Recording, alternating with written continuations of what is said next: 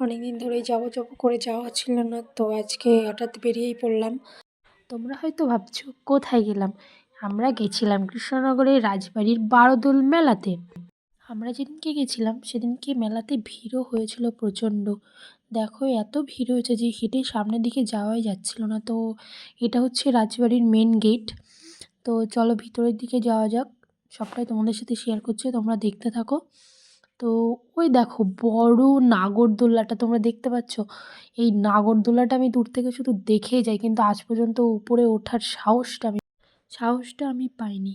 আর প্রচুর প্রচুর দোকান বসেছিল এখানে, এগরোল, চাউমিন, লস্যি সব কিছুরই দোকান বসেছিল। দেখো টার্জান সার্কাস, এই সার্কাসটা মনে হয় 1টা থেকে 4টে ছিল, 4টে থেকে 7টা, তো আমরা দেখতে যেতে পারিনি।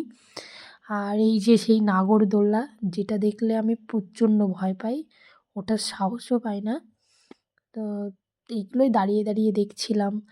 আর পাশে বান্ধবী ছিল, কিছু বলছিলাম, আমার অতটা খেয়াল নেই। বাচ্চাগুলো এই রাইডগুলো চড়ছিল, বেশ ভালো লাগছিল দেখতে। আর এর মধ্যে আমি একটা রিলসও বানিয়ে নিয়েছি।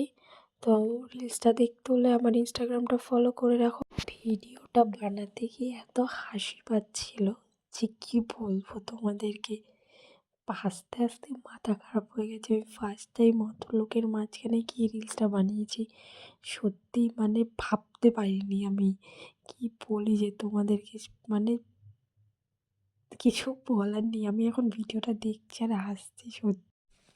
আর এই নাগরদোলাগুলোতে ছোটোবেলার কত স্মৃতি রয়েছে। এই ছোটোবেলাতে এই নাগরদোলাগুলোতেই আমরা চড়তাম।